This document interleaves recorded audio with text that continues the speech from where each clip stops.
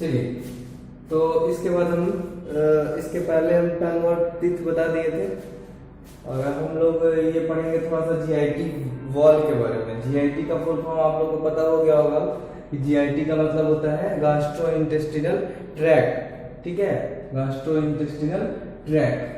तो थोड़ा सा हम इसमें ज़्यादा नहीं बताएंगे, इसमें हम ये बताएंगे कि गैस्ट्रो इंटेस्टिनल ट्रैक्ट का जो वॉल होता है, और ये ट्रैक्ट मतलब पता ही होगा, कोई स्पेशल ऑर्गन की हम बात नहीं कर रहे, मतलब कि जो डाइजेस्टिव सिस्टम में जितने भी रास्ता है, जो रास्ता बना गया, तो फूड कैसे हमारे डाइजेशन का, फूड का कैसे डाइजेशन होता है, किस रास्ता से कैसे कहाँ कहाँ जाता है, वो ही को ना जीआईटी बोलते हैं। अब वो सभी जो है ऑर्गन वॉल का बना हुआ है, हमारा माउथ से लेकर के stomach, small intestine, large intestine, सारे सब कुछ एक ऑर्गन से, एक सब कुछ से बना हुआ है। तो वो एक सब बाल है, सब वॉल है ना। तो वो वॉल के बारे में थोड़ा सा स्टडी कर लेते हैं कि उसका वॉल क्या है, कुछ उसमें इम्पोर्टेंट जो बातें हैं वो हम इसमें थोड़ा सा एक दो चीज हम बता देते हैं, ठीक है। तो जीआईटी वॉल के बारे में हम बता रहे हैं कि different part of GIT are specialised, different part of GIT are specialized for carrying out different function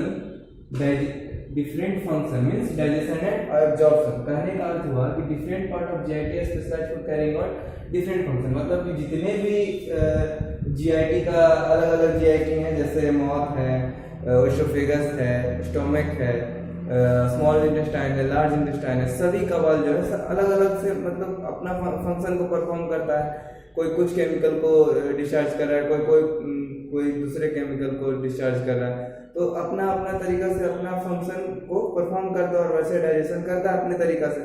तो वही बता रहा है कि different part of GIT are specialised for carrying out different function. तो डिफरेंट फंक्शन करने का मतलब क्या, कोई डाइजेशन करेगा तो कोई रिस्पायरेशन करेगा, मैं नहीं, एक तब डाइजेशन या एब्जॉर्प्शन करेगा, लेकिन अलग अलग तरीका से।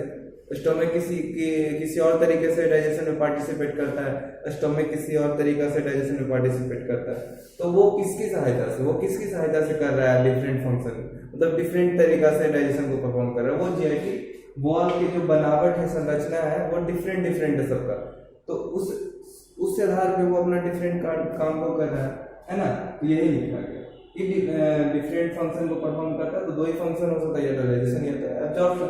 चलिए, अब दूसरा पॉइंट क्या है, तो ये जीआईटी जो वॉल है, मतलब कि जो ओएसोफेगस पाइप है और कोई भी ऑर्गन है, तो मसल्स है, सब में हड्डी तो नहीं है कि ओएसोफेगस में क्या हड्डी है, स्टोमक में कोई हड्डी नहीं, सब में क्या है मस्कुलर ऑर्गन है, सिर्फ मसल्स का बना हुआ है। तो वो सारे मसल्स एक लेयर का बना होता है, वही तो, और वही उसी को तो बोलते हैं जीआईटी, और सभी को वॉल बोलते हैं। जीआईटी वॉल मतलब कि जो स्टोमक का वॉल हो गया, स्मॉल इंटेस्टाइन का वॉल हो गया, लार्ज इंटेस्टाइन का वॉल हो गया, तो सभी का जो दीवार है वो एक लेयर से बना होता है, और सभी लेयर का नाम, 4 लेयर से मिलकर बना होता है वो वॉल, और चारों लेयर का अलग अलग नाम होता है। जैसे घर बनाने के लिए कोई भी, जैसे घर, कंप्लीट घर बनाने के लिए पहले क्या होता है, सबसे पहले हम लोग ईटा देते हैं, ईटा से घर बनता है। ईटा के बाद हम लोग उस पर प्लास्टर करते हैं, बालू से उसको हम लोग प्लास्टर जिसको बोलते हैं, प्लास्टर करते हैं, उसके बाद उस पर पेंट करते हैं। तो कितना लेयर हुआ, 3 लेयर हुआ। वैसे ही तो एक वॉल बना, दीवार बना, तो वैसे ही हमारे शरीर में भी जो जीआईटी वॉल है वो डिफरेंट लेयर में मिलकर बना हुआ और एक वॉल का निर्माण करता है।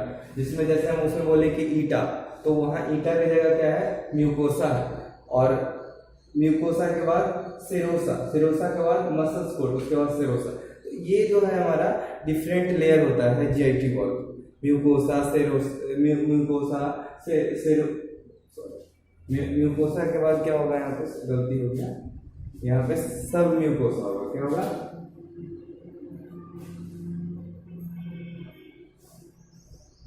सब म्यूकोसा होगा, ठीक है।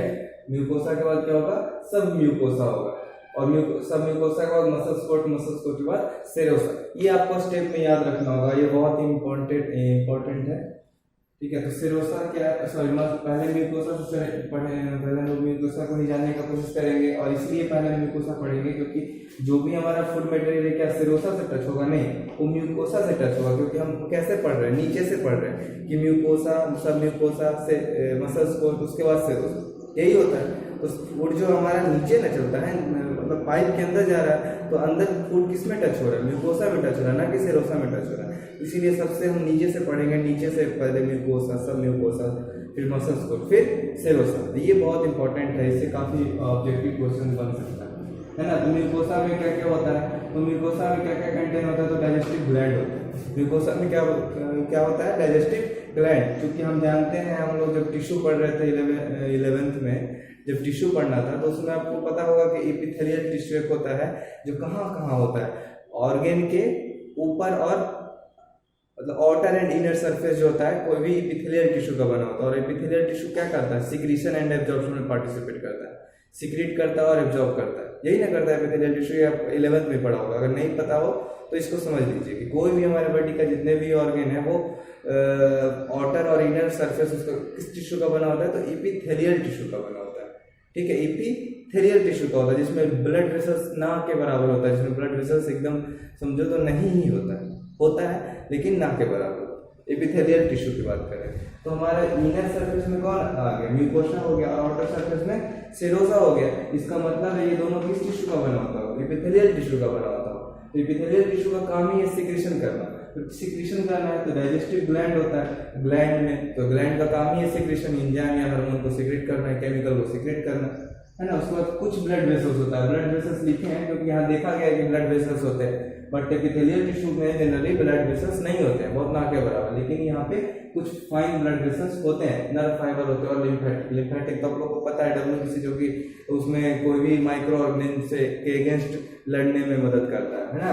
तो ये सब बात याद रखना है कि म्यूकोसा और सेरोसा किसका बना होता है, एपिथेलियल टिश्यू का, जिसका काम है डिस्चार्ज करना है ना। ये भी डिस्चार्ज करता है, ये भी डिस्चार्ज करता है। अब है कि सब म्यूकोसा क्या है, तो सब mucosa second layer of the GIT wall है ना, जिसमें वॉलेंट वेसल्स होते हैं, लिम्फेटिक होते हैं, नर्व फाइबर काफी ज्यादा होता है। नर्व फाइबर ये सब म्यूकोसा में बहुत ज्यादा होता है। ठीक है, ब्लड वेसल्स भी इसमें बहुत ज्यादा होता है।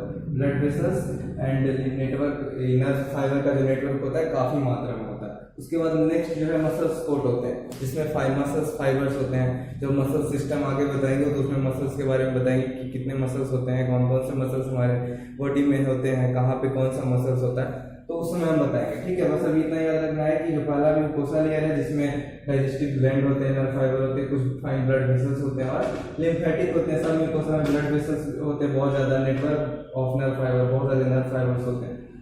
मसल्स कोट में क्या होते हैं, मसल्स फाइबर्स होते हैं। और लास्ट है सेरोसा, जो सेरोसा किस चीज में मदद करता है, जैसे पेट है, स्टोमिक है, तो स्टोमिक के बाद भी तो कोई ऑर्गन होता है, लीवर होता है, पेनक्रियाज होता है, हार्ट होता है, बहुत सारे ऑर्गन होते हैं। तो क्या दूरी थोड़ी होता है कि बहुत दूर में है तो ऐसा दिक्कत नहीं होगा। अगर एक ऑर्गन दूसरे ऑर्गन के टच में रहेगा और उसके बीच में यदि उसके सटने से क्या होता है, फ्रिक्शन बनेगा, फ्रिक्शन बनने से दोनों रब करेगा और दोनों ऑर्गन डैमेज हो सकता है। तो उस चीज से प्रोटेक्ट करने के लिए कुछ तो चाहिए, तो क्या चाहिए, एक तरफ लीवर है, एक तरफ स्टोमिक है, दोनों के ऊपर हम तेल लगा दे, ग्रीस लगा दे, कुछ भी लगा दे, तो क्या होगा, दोनों अगर सटेगा भी तो कोई प्रॉब्लम नहीं होगा। तो ये सेरोसा क्या करता है, दूसरे ऑर्गन से अटैच करने में मदद करता है। मतलब अगर लीवर से अटैच भी हो गया तो कोई दिक्कत नहीं है। तो सेरोसा चूंकि एपिथेलियल टिश्यू का बना होता है, एपिथेलियल टिश्यू का काम है सिक्रेशन करवाना, तो ये भी क्या करता है, कुछ म्यूकस को सिक्रेट करता है। तो अपने वॉल से म्यूकस को सिक्रेट करता है, म्यूकस को सिक्रेट करेगा तो जैसा चिपचिपा पदार्थ स्टोमक के दीवार के ऊपर आ जाएगा।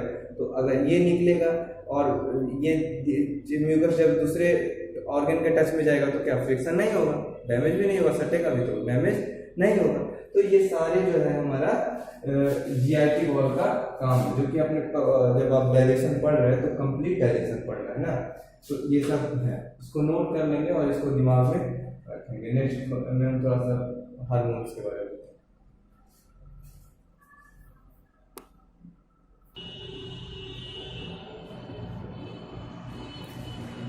चलिए, तो इसके पहले हम लोग क्या पढ़े थे, GIT वॉल के बारे में पढ़े थे। उसका एनाटॉमिकल जाने थे कि कितने लेयर में होते हैं और कौन से लेयर में क्या क्या प्रेजेंट होते हैं, ये सब देख लिए।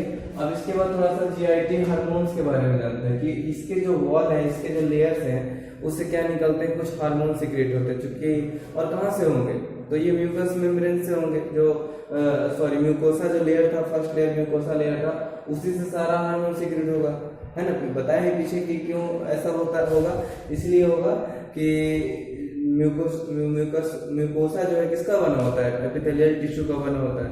तो एपिथेलियल टिश्यू का तो काम ही है कि वो कोई भी चीज को सीक्रेट करेगा, तो उसी का काम होगा ये, है ना। लेकिन एक बात ये याद रखना है कि ये जितने भी हार्मोन्स हैं, ये जीआईटी हार्मोन्स हैं, ये कोई ग्लैंड, ये जैसे तो आपको पता है हार्मोन किससे निकलता है, इंडोक्राइन ग्लैंड से निकलता है, एंजाइम एक्सोक्राइन ग्लैंड से निकलता है। लेकिन ये सारे हार्मोन्स ऐसा नहीं कि कोई इंडोक्राइन ग्लैंड से निकलता है, ये सब किससे निकलता है, तो जीआईटी वॉल से सीक्रेट होता है। जैसे स्टोमक से निकलता है, इंटेस्टिनल वॉल से निकलता है, आपका ओसोफेगस वॉल से, जो भी जितने भी जीआईटी वॉल है वो सबसे ये हार्मोन उसके वॉल से निकलता है, कोई स्पेशल ग्लैंड से ये हार्मोन नहीं निकलता। ये बात को याद रखना है। जैसे नहीं कि इंसुलिन जैसे पैनक्रियाज से निकलता है, तो पैनक्रियाज एक ग्लैंड है, तो वैसे ही ये सारे हार्मोन कोई ग्लैंड बना हुआ है शरीर में, उस ग्लैंड से ये सारा सीक्रेट होता है। नहीं, ये सारे हार्मोन जो है वो जीआईटी के वॉल्स के म्यूकोसा से सीक्रेट हो रहे हैं, ठीक है। हाँ चलिए, तो अब हम लोग थोड़ा सा जानते हैं कि जितने भी जीआईटी हार्मोन, सिर्फ हम जीआईटी हार्मोन की बात करें, डाइजेस्टिव ग्लैंड और डाइजेस्टिव हार्मोन जो वो नहीं, हम लीवर पैनक्रियाज किडनी की चर्चा अभी हम नहीं कर रहे हैं, उसका हम लोग बाद में बताएंगे। जो जीआईटी वॉल से जो हार्मोन निकलते हैं सिर्फ हम उसकी चर्चा कर रहे हैं। तो जीआईटी हार्मोन को 3 फैमिली में बांट दिया गया, 3 ग्रुप में बांट दिया गया, जिसमें 2 इंपॉर्टेंट है और तीसरा अदर जो है कुछ भी हो जाता है। जैसे पहला है आपका गास्ट्रीन फैमिली, क्या है, गास्ट्रीन फैमिली, और दूसरा है सेक्रेटीन फैमिली, क्या है, सेक्रेटीन फैमिली, और अदर कोई भी हार्मोन जो भी इंक्लूड होगा वो दूसरे फैमिली में नाम नेमिंग कर देगा, इसका कोई नाम नहीं दिया गया, ठीक है। ये दोनों का नाम दिया गया है, गास्ट्रीन फैमिली, सेक्रेटीन फैमिली है, अदर जीआईटी हार्मोन्स, ठीक। तो गास्ट्रीन फैमिली में याद रखना ये सब चीज को, क्योंकि नाम गास्ट्रीन फैमिली, नाम से ही गास्ट्रीन तो गास्ट्रीन, सेक्रेटीन तो सेक्रेटीन, है ना। तो ये दो तो ऑटोमेटिक अपने टंग पे याद रख सकते हैं कि गास्ट्रीन फैमिली में गास्ट्रीन आते हैं। और दूसरा क्या आता है, तो सीसी के पीजेड, ये आप शॉर्ट फॉर्म वाला जल्दी याद होगा, सीसी के पीजेड, साइक्लोसाइटोकाइनिन पीजेड, साइटोकाइनिन पीजेड, ये 2 हार्मोन किस में आते हैं, गास्ट्रीन फैमिली में आते हैं, जिसका सबका अलग अलग अपना फंक्शन है, ठीक है। सेक्रेटीन फैमिली क्या है, तो जैसे सेक्रेटीन हो गया, जीआईपी, वीआईपी, ग्लूकागोन, ये सब हार्मोन्स हैं जो कि किस फैमिली में बिलोंग करते हैं, गास्ट्रीन फैमिली में बिलोंग करते हैं, आप सॉरी सेक्रेटीन फैमिली में बिलोंग करते हैं। मतलब ये आप जो भी हार्मोन हम जो लिखवा रहे हैं, लिख रहे हैं, ये आपको जैसे जीआईटी का जब क्वेश्चन जैसा रहेगा कि डिफाइंड जीआईटी, तो आप छोटा छोटा इसको लिखिएगा तो अच्छा नंबर मिलेगा आपको। अगर इसको छोड़ देंगे तो भी कोई ऐसा बात नहीं होगा, बट अब दिमाग जाएगा कुछ चेक करने वाले को कि नहीं बच्चा को पता है ये सब चीज, तो अच्छा नंबर देगा, है ना, क्योंकि जितना अच्छा लिखेगा उतना नंबर मिलता ही है, ये तो सबको पता है ना। फिर दूसरा है other GIT hormone, other GIT hormone जैसे मोटिलिन हो गया, न्यूरोटेंसिन हो गया, सोमैटोस्टेटिन का, अगर ये दोनों याद नहीं भी रहे तो ये जरूर याद रखिएगा, सोमैटोस्टेटिन, ये काफी इंपॉर्टेंट है, जो कि डाइजेस्टिव सिस्टम में बार बार यूज टर्म आएगा कि ये इसमें मदद करता है, इसमें मदद करता है।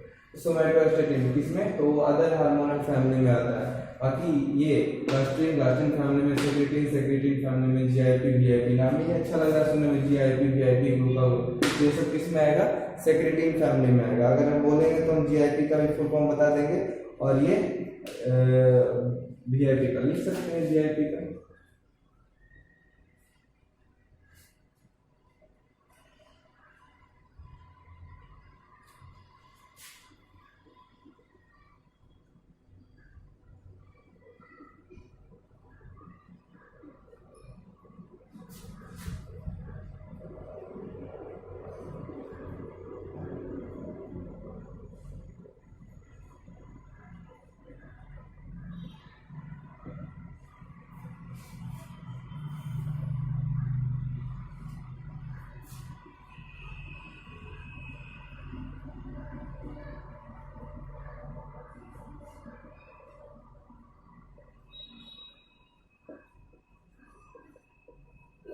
ठीक है, अपना याद रखेंगे तो बहुत अच्छे बात है, हमसे तो याद नहीं हो पाता है, ठीक है। जीआईपी का क्या नाम है, गास्ट्रिक इनहिबिटर पॉलीपेप्टाइड, और वीआईपी का क्या नाम है, वैसोएक्टिव इनहिबिटर पॉलीपेप्टाइड, ठीक है।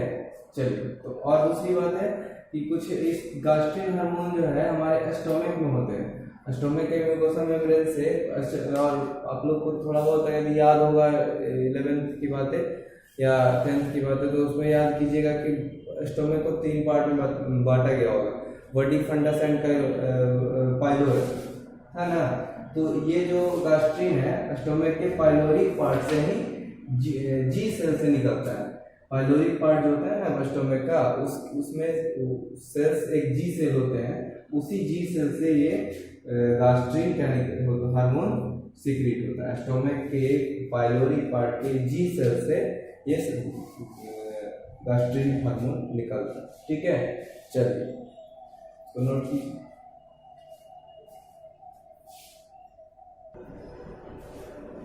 चलिए तो अब हम लोग अपने टॉपिक्स पे आ जाते हैं। एलिमेंट्री कैनाल हम लोग पढ़ रहे थे, तो सबसे पहले माउथ पढ़े थे, उसके बाद हम लोग माउथ में हम लोग टंग और टीथ के बारे में जाने, और थोड़ा सा बीच में हम लोग जीआईटी वॉल के बारे में बता दिए। ठीक है, अब अपने लाइन पे अपना जो शुरुआत का जो था वो उस पर हम वैसे ही पढ़ाना स्टार्ट करते हैं। ओएसोफेगस, ठीक है, तो ओएसोफेगस सभी लोग को पता है। ओएसोफेगस जिसको हिंदी में ग्रास नली बोलते हैं, ठीक है, जो हिंदी मीडियम से पढ़ के आए होंगे उनको ग्रास नली तो सब लोग सुने होंगे, या फिर 12th 11th अच्छे से पढ़े होंगे तो उनको ओएसोफेगस सुने होंगे वो वर्ड। ओएसोफेगस क्या है, तो एक ट्यूब के जैसा है स्ट्रक्चर। क्या है, ट्यूब, पाइप, हॉलो ट्यूब के जैसा स्ट्रक्चर। लेकिन कैसा है, वो ट्यूब नहीं है, ऐसा नहीं कि वो प्लास्टिक वाला पाइप, ऐसा नहीं, यह एक फाइब्रस मस्कुलर ट्यूब। कैसा ट्यूब है, फाइब्रस मस्कुलर ट्यूब, मसल्स का बना हुआ ये ट्यूब है, which is start from the end part of the pharynx, जो which is the start from the end part of the pharynx। pharynx क्या होता है, pharynx मतलब कि ये आपका जैसे कोई स्ट्रक्चर हम बना लेते हैं रफली, तो यहाँ से नोज स्टार्ट हुआ, यहाँ से माउथ स्टार्ट हुआ, ये दोनों के पार्ट से ही यहाँ जो कैविटी बन रहा है, स्पेस बन रहा है, इसी को क्या बोलते हैं, फेरिंग्स बोलते हैं, है ना। तो इसी का जो इंड पार्ट है, यहाँ जो इंड पार्ट हो रहा है, जहाँ से ये इंड हो रहा है फेरिंग्स, यही इससे क्या होता है आपका ओएसोफेगस का जो नली है वो स्टार्ट हो जाता है। क्या हो जाता है, स्टार्ट हो जाता है। और इसके में जब हम रिस्पिरेटरी सिस्टम पढ़ाएंगे तो वहाँ पे भी हम बताएंगे, वहीं पे हम समझा देंगे कि ओएसोफेगस के बगल में एक ट्रैकिया भी निकलता है, जो कहाँ चला जाता है, लंग्स में चला जाता है ना। कैसे जाता है, क्या कोई पार्टीशन होता है कि नहीं, तो ये सारी चीजें हम बताएंगे आपको। तो इट इज ए पार्ट, कहाँ से स्टार्ट होता है, which is start from the end part of the pharynx, pharynx के एंड पार्ट से स्टार्ट होता है, जिसकी लंबाई क्या होती है, ये सब एनाटॉमी बता रहे हैं। ठीक है, ये सब जनरली ज्यादा एनाटॉमी ही है, फंक्शन तो उतना है नहीं, तो एक दो फंक्शन होगा, है ना, लेकिन एनाटॉमी ही जो है तो लेंथ कितना होता है, 25 से 30 सेंटीमीटर होता है। इसकी लंबाई कितनी होती है, 25 से 30 सेंटीमीटर होती है। और इसकी जो चौड़ाई है, पाइप की जो चौड़ाई है वो क्या है, 25 से 30 mm, मतलब मिलीमीटर, है ना। ये सेंटीमीटर या ये mm दोनों से होता है, 25 से 30, 25 से 30, लेकिन ये सेंटीमीटर और ये mm, है ना। चलिए, और इसका लोकेशन, कोई भी चीज का एनाटॉमी हम लोग इसी तरह से पढ़ते हैं, पहले लंबाई फिर चौड़ाई फिर उसका लोकेशन, उसका स्ट्रक्चर, यही चीज पढ़ते हैं एनाटॉमी में। तो लेंथ, पाइप, लोकेशन में क्या है, तो ट्रैकिया के पीछे होता है। जैसे आगे ये ट्रैकिया हमारा दिख रहा है, तो ट्रैकिया के पीछे क्या है, ओएसोफेगस है, मतलब बिहाइंड द ट्रैकिया, ट्रैकिया के पीछे हमारा ओएसोफेगस। स्ट्रक्चर क्या है, तो स्ट्रक्चरली यदि एनाटॉमिकली इसको हम देखते हैं, ऐसे स्ट्रक्चरली तो दिखेगा नहीं आपको, मतलब देख भी लीजिएगा तो ऐसा पता नहीं चलेगा कि इसका स्ट्रक्चर में तीन चीज दिखेगा नहीं। इसको कट करना होता है, कट करके उसको माइक्रोस्कोप से देखना होता है कि इसमें 3 गो लेयर है ना। तो पहला लेयर क्या है, म्यूकस कोट है, दूसरा सब म्यूकस कोट है, तीसरा मसल्स कोट। म्यूकस कोट, सब म्यूकस कोट और मसल्स कोट। तो म्यूकस कोट में हम पहले ही बता चुके, उतना बोलने की भी जरूरत नहीं है। म्यूकस कोट में क्या होगा कि म्यूकस मेम्ब्रेन होगा जो कि म्यूकस को सीक्रेट करेगा। थोड़ा बहुत ब्लड वेसल्स होता है, क्योंकि एपिथेलियल टिश्यू का बना होता है, तो एपिथेलियल टिश्यू में तो ब्लड वेसल्स होते नहीं है ना, लेकिन थोड़ा बहुत होता है। और जो भी उसमें जहां होता है तो वही सब चीज इसमें भी होगा, ब्लड वेसल्स होंगे, नर्व फाइबर्स थोड़ा बहुत होंगे, लिम्फेटिक होंगे, म्यूकस मेम्ब्रेन होता है इसमें जो कि म्यूकस को सीक्रेट करता है। मेनली यही चीज होता है कि इसमें इस लेयर में म्यूकस होता है। सब म्यूकस में ब्लड वेसल्स होते हैं, नर्व फाइबर्स होते हैं, लिम्फेटिक होते हैं। ब्लड वेसल्स बहुत ज्यादा होता है, नर्व फाइबर्स बहुत ज्यादा होता है। म्यूकस मसल्स कोट है, तो मसल्स कोट जो कि दूसरे जैसे ट्रैकिया बता रहे, ट्रैकिया के पीछे होता है, तो ट्रैकिया से चिपकने का डर है ना। तो ये जो क्या करेगा, उसको चिपकने से रोकेगा या फ्रिक्शन को कम करने से रोकेगा। ये सारे चीजें ठीक है, ये देखिए। और इसमें है ये स्ट्रक्चर है आपको एसोफेगस का, ये लंबा, जिसकी बता दी है कि 25 से 30 सेंटीमीटर लंबा होता है, और ये जो चौड़ा है वो 25 से 30 है ना। और यहाँ पे हम दो स्ट्रक्चर दिए हैं, यूएस और एलईएस। इसका नाम है अपर ओइसोफेगल स्फिंक्टर, इसको लोअर ओइसोफेगल स्फिंक्टर। ठीक है, स्फिंक्टर valve लगा हुआ रहता है, जिसका काम क्या है कि जैसे हमारा खाना आ रहा है तो हम बताएं ना कि यहीं से ट्रैकिया भी स्टार्ट होता है। तो ऐसा दोनों क्रॉस है, जस्ट मतलब ऐसे कि यहाँ फेरिंग्स है, ये फेरिंग्स है, यहाँ से दो नली जुड़ गई, ये ट्रैकिया में, ये ट्रैकिया हो गया, और ये आपका ओइसोफेगस हो गया। ठीक है, तो अगर यहाँ से हम खाना भी ले रहे हैं, हवा भी ले रहे हैं, दोनों ले रहे हैं, तो हो सकता है ना कि खाना हो सकता है इधर इसमें चला जाए, ट्रैकिया में चला जा सकता है, या कुछ भी क्रॉस हो सकता है, फूड ये इसमें पूरा ये चला जाएगा, इसमें फूड चला जाएगा। तो इससे क्या होता है कि वो क्रॉसिंग से बचाता है, कि मतलब ये इसका कोई भी अगर जो भी एयर है वो हमारे स्टोमक में ना आ जाए ना, जो सांस ले रहे हैं पूरा सांस जो है, हवा जो हमारे पेट में चला जाए तो दिक्कत थोड़ी हो सकती है ना। लंग्स के बजाय अगर स्टोमक में जाएगा तो दिक्कत होगा, ऐसे तो जाता है ही है, लेकिन अगर पूरा एयर अगर चला जाए स्टोमक में तो दिक्कत होगी ना, अगर लंग्स में नहीं जा पाएगा तो होता क्या है कि इसके ऊपर एक valve लगा दिया गया, ओइसोफेगस के ऊपर क्या लगा दिया गया है, valve लगा दिया, गेट लगा दिया गया, दरवाजा, स्फिंक्टर जिसको बोलते हैं, दरवाजा लगा दिया गया। जब हम सांस लेते हैं तो ये valve क्या हो जाता है, बंद हो जाता है। तो बंद हो जाता है तो क्या होता है कि ये सारा हवा ट्रैकिया में चला गया। सेम टू सेम ट्रैकिया में भी एक valve होता है ना, एपिग्लोटिस जिसको बोलते हैं। वो valve, जैसे हम लोग खाना खाते हैं तो वो valve क्या हो जाता है, जैसे खाना लिए अंदर किए तो वो valve बंद हो गया, तो वो फूड जो है लंग्स में ना जाकर के कहाँ चला आएगा, ओइसोफेगस में आएगा। तो इस तरह से हमारा एयर और क्रॉसिंग से बचेगा। कौन बचाएगा, ये valve बचाएगा, जो दोनों के ऊपर लगा हुआ है ठिप्पी, जिसका गेट दरवाजा लगा हुआ है, कि जब हम लोग सांस लेने लगे तो इसका दरवाजा बंद हो गया, और जब खाना खाने लगे तो उसका दरवाजा बंद हो गया। तो ये काम कौन करता है, ये ऊपर वाला है, अपर ओइसोफेगल स्फिंक्टर। अब लोअर ओइसोफेगल स्फिंक्टर का क्या काम है, लोअर ओइसोफेगल स्फिंक्टर का काम समझिए कि जैसे खाना खाए, पाइप तो 25 से 30 सेंटीमीटर लंबा है, खाना लिए कस के पानी लिए और उसको निगल गए, तो और उसके ओइसोफेगस के बाद क्या है, पेट है हमारा, स्टोमक स्टार्ट होता है, और वो सारे पार्ट्स कितने एकदम कोमल है, सॉफ्ट है, वेरी सॉफ्ट। अगर थोड़ा सा भी उसमें इंजरी होगा तो वो जख्म होकर अल्सर बन जाएगा, मर जाएगा आदमी।